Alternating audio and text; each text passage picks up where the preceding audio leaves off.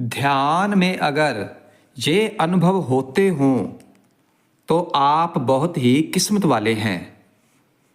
ध्यान के दौरान जीव आत्माओं के साथ होने वाले ऐसे कई अनुभव हैं और जीव आत्माएं डर जाती हैं क्योंकि ये अनुभव बहुत ही डरावने होते हैं, जिसके दौरान जीव आत्माएं ये जान ही नहीं पाती कि उसका ध्यान सध रहा है या नहीं, और वो बीच में ही ध्यान को छोड़ देते हैं। इसलिए साध संगत जी, यही स्थिति हर जीव आत्मा के लिए बहुत दुखदाई है, क्योंकि हर जीव आत्मा ध्यान में अनुभव चाहती है और ध्यान की कठिन साधना करना है, पर जब उसे वास्तविक अनुभव होते हैं तो वह डरकर ध्यान छोड़ देता है, जिससे कि उसकी उठी हुई चेतना वापस नीचे गिर जाती है। इसलिए भाई, अगर आप ध्यान देंगे तो आप पाएंगे कि जितनी जल्दी आपके इस स्थूल शरीर में चेतना ऊर्ध्वाधर गमन करती है और उतनी ही जल्दी ये चेतना नीचे की ओर गिरने भी लगती है। ये सारा ब्रह्मांड और इस ब्रह्मांड में उपस्थित समस्त चीज़ें हमें प्रभावित करती हैं। जब हम ध्यान की अवस्था में विचरण करते हैं तो उस समय हमें कई सूक्ष्म अनुभव होते हैं और ये अनुभव डरावने भी हो सकते हैं, और यदि आप इन अनुभवों से डर गए तो ये आपके लिए बहुत घातक हो सकते हैं। तो हम आज आपको ऐसे ही कुछ अनुभवों के बारे में जानकारी देंगे जो साधकों के साथ ध्यान के दौरान होते हैं। अगर आपके साथ भी ये अनुभव हुए हैं तो फिर आप बहुत ही किस्मत वाले हैं। आपकी किस्मत बहुत ही अच्छी है, आप भाग्यशाली हैं, क्योंकि ऐसा अनुभवों का अर्थ होता है कि आप ध्यान मार्ग में उन्नति कर रहे हैं, तरक्की कर रहे हैं और ध्यान का आपको फल मिल रहा है। तो आओ इन अनुभवों के बारे में जानते हैं। ध्यान के दौरान होने वाला पहला अनुभव है आपका माथा, यानी दोनों आँखों के बीच का भाग, तीसरी आँख पर वाइब्रेशन होती है, कुछ हलचल होती है और साधक को ऐसा भी महसूस होता है कि सहस्त्रा चक्र पर कोई चींटी रेंग रही है, और साधकों की ऐसी स्थिति भी हो जाती है कि उनके आज्ञा चक्र पर इतना खिंचाव पैदा हो जाता है कि वो उससे बर्दाश्त नहीं कर पाते, सहज नहीं रह पाते। यह स्थिति उनके लिए बहुत ज़्यादा पीड़ादायक होती है, और यदि ऐसा हो रहा है तो इससे आपको घबराना नहीं है। ऐसा इसलिए हो रहा है क्योंकि आपकी ऊर्जा शक्ति जागृत हो रही है। आप इसे ऐसे भी समझ सकते हैं कि हमारे इस स्थूल शरीर में बहुत सारी ऊर्जाएं विद्यमान हैं।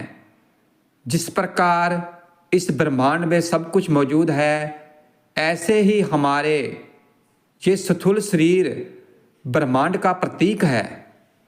जो भी हलचल इस ब्रह्मांड में होती है, उन सब का प्रभाव हमारे इस स्थूल शरीर पर भी पड़ता है, जिससे ना कि हमारा यह शरीर प्रभावित होता है, बल्कि हमारा मन, मस्तिष्क और हमारी ये समस्त काया भी प्रभावित होती है। इस ब्रह्मांड में मौजूद वो सभी शक्तियाँ जब हमारे इस स्थूल शरीर में उपस्थित ब्रह्मांडीय शक्ति से एकाकार होती है तो तब हम घबरा जाते हैं, डर जाते हैं, क्योंकि हमें ये ज्ञान नहीं कि जो शक्तियाँ इस ब्रह्मांड में उपस्थित हैं वो सभी शक्तियाँ हमारे इस स्थूल शरीर में भी उपस्थित हैं। और जब ये ब्रह्मांडी शक्ति हमारे इस स्थूल शरीर में उपस्थित ब्रह्मांडी शक्ति से एकाकार होती है तब हमारे शरीर के ये 72,000 नाड़ियाँ एक्टिव हो जाती हैं। इन 72,000 नाड़ियों में वाइब्रेशन संपंदन होने लगता है, जिसके कारण इस स्थूल शरीर में उपस्थित 3 मुख्य नाड़ियाँ इड्डा, पिंगला और सुषुम्ना सक्रिय हो जाती हैं। जब इन उत्तेजनाओं का प्रभाव हमारे इस शरीर में बढ़ने लगता है तब सुषुम्ना, जो कि आध्यात्मिक नाड़ी है, जिससे हमारी आध्यात्मिक जर्नी आगे बढ़ती है, तो वह सक्रिय हो जाती है और उसके कारण ही हमारे इस माथे यानी आज्ञा चक्र पर खिंचाव पैदा हो जाता है। तो यदि आपके तीसरी आँख या माथे पर खिंचाव पैदा होता है तो आपको डरने की आवश्यकता नहीं है। बहुत ज़्यादा खिंचाव हो रहा है तो आप प्रातःकाल उठकर थोड़ा प्राणायाम कर लें और थोड़ा भ्रमण कर लें। उससे आपकी मानसिक स्थिति सामान्य हो जाएगी। लेकिन डर के आपको ध्यान बीच में नहीं छोड़ना है।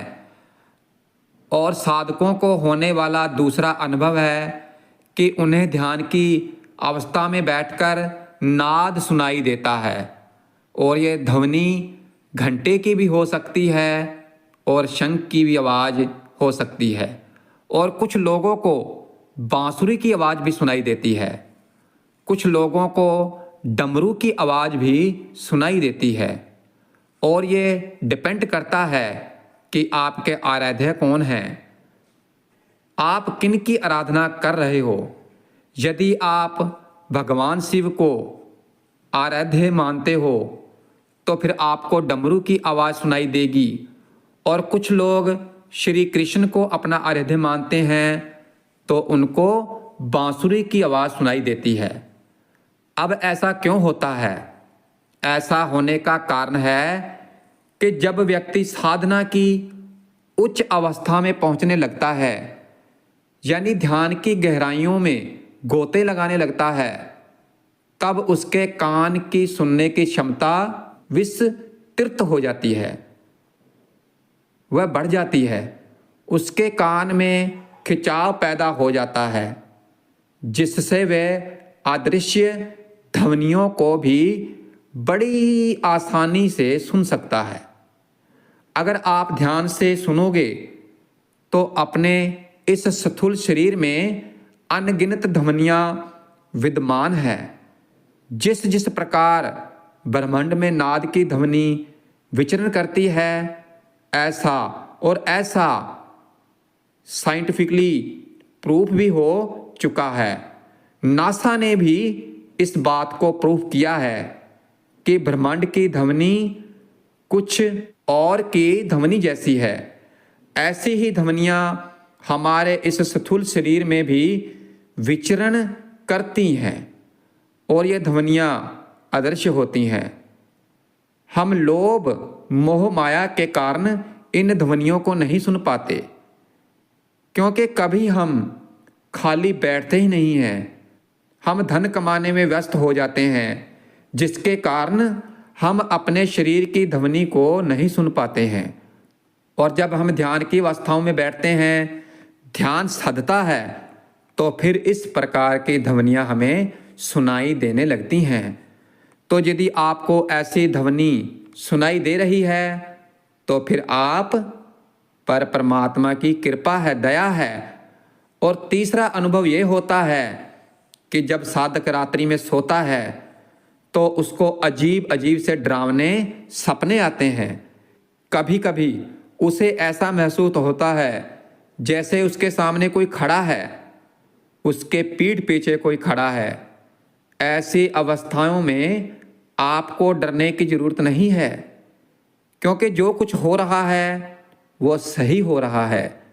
ध्यान साधनाओं को करने के बाद आप अपने आप को इतना शुद्ध कर लिया है कि इस ब्रह्मांड में मौजूद तमाम सूक्ष्म शरीर आपसे संबंध स्थापित करना चाहते हैं। संबंध स्थापित करने का अर्थ है कि वो भी मोक्ष को प्राप्त करना चाहते हैं, और उन सूक्ष्म शरीर में मौजूद आत्माओं को ऐसा लगता है जैसे कि ये शरीर है जो उन्हें मुक्ति दिला सकता है, भवसागर से पार ले जा सकता है। इसलिए आपने देखा होगा कि अच्छे व्यक्तियों से हर कोई संबंध रखना चाहता है, तो ये आत्माएं भी आपसे संबंध रखना चाहती हैं, आपके साथ इस भवसागर से पार होना चाहती हैं, मुक्ति पाना चाहती हैं। तो आपको डरने की ज़रूरत नहीं है। अब बहुत से ऐसे लोग कहेंगे कि जो लोग ध्यान साधना नहीं करते तो उनको ऐसे अनुभव क्यों नहीं होते।